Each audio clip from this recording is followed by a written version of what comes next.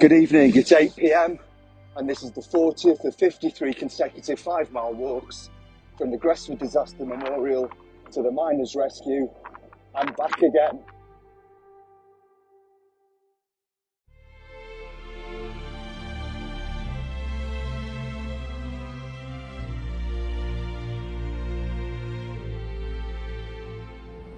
Before going for my walk later on today, I'm here at the top of the spoil heap, just a stone's throw away from where the Dennis and Martin shafts once stood. And I'm here to collect dirt and plant for an artist friend of Ruby, who walked with me last evening. Ruby was kind enough to give me this print, which captures a Kansas landscape in the Midwest of America. The artist, Jen Bartlett, creates her art by grounding down rock, clay and plants with a mortar and pestle, which are then turned into watercolour and hand-rolled pastel sticks.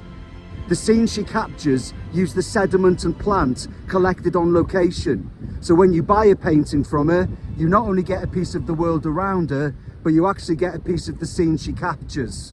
So, these little containers, packed with dirt from the Gresford spoil heap, will be winging their way to Kansas, where Jen will create a Wrexham-inspired piece of work. You can visit Jen Bartlett's website at artisanprairie.com. Tonight we're going to find out a little bit about the actual history of the Miners' Rescue. The North Wales Coal Owners Association built the Miners' Rescue 111 years ago in 1913 with the purpose of training coal mining rescue teams who would be called to assist in treacherous, highly dangerous rescue attempts within a 10-mile radius of the town. While the station is most noted for its involvement in the Gresford colliery disaster, we can never forget the forgotten miners who lost their lives in pit-related accidents. Not including Gresford, we know that 128 miners lost their lives in the Wrexham area in the 19th and 20th centuries, but these recorded numbers only count accidents which took the lives of 5 or more men. The accidents which led to the deaths of 1, 2, 3 or 4 miners, such as Mervyn's father, Emir, are not recorded in this figure. The concept of the forgotten miner is one which is not lost on the Miners' Rescue or Mervyn and Sue. Of course, the tragedy of the scale of Gresford will always dominate history, but the rescue in the near future has plans to create a wall, much like the one already inside the entrance, for all the other local miners who lost their lives in mining disasters in and around Wrexham. In this short extract from my interview with Mervyn and Sue, Mervyn shows off a tile already prepared by George to commemorate the death of his father, Emir Roberts. A tile that George had made for me, or made for us, some time ago. And what they're hoping to do is, because the main rescue station here commemorates the 266 miners that lost their lives on the main wall. But what they're hoping to do in the near future is to create a wall for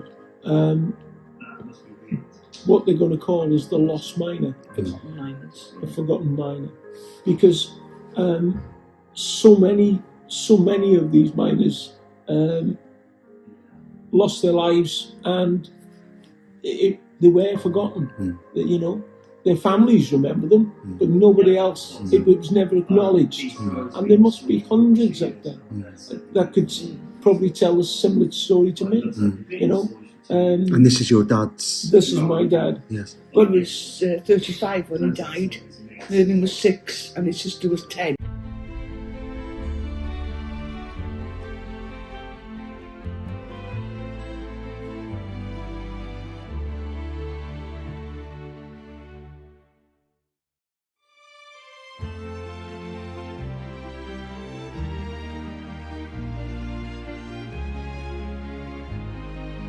For over 70 years, the station provided rescue training. This footage shows 2 photographs on display at the rescue. The first shows a team of rescuers with their instructor and captains from January 1914. The second shows team members 21 years later, entering the drill hall in full equipment in readiness for their strenuous training before the recovery of Gresford colliery in 1935. Ex-rescue member Peter Williams expressed the importance of his role as a rescuer, which he described as being in his genes, due to his great-grandfather, grandfather and father all working in coal mines. He said, "We spent hundreds of hours worth of training in the building for a period of 6 to 7 weeks. It was important to remember that even though we had training, no coal mine was ever the same. The work was hard, but the friendship outshone this. Everyone looked after each other."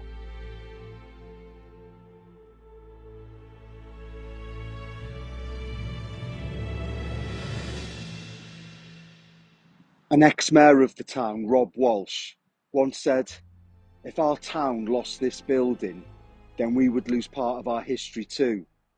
And that's precisely what nearly happened in August 2010, when a local businessman took it upon himself to begin demolishing the miners' rescue. To be continued.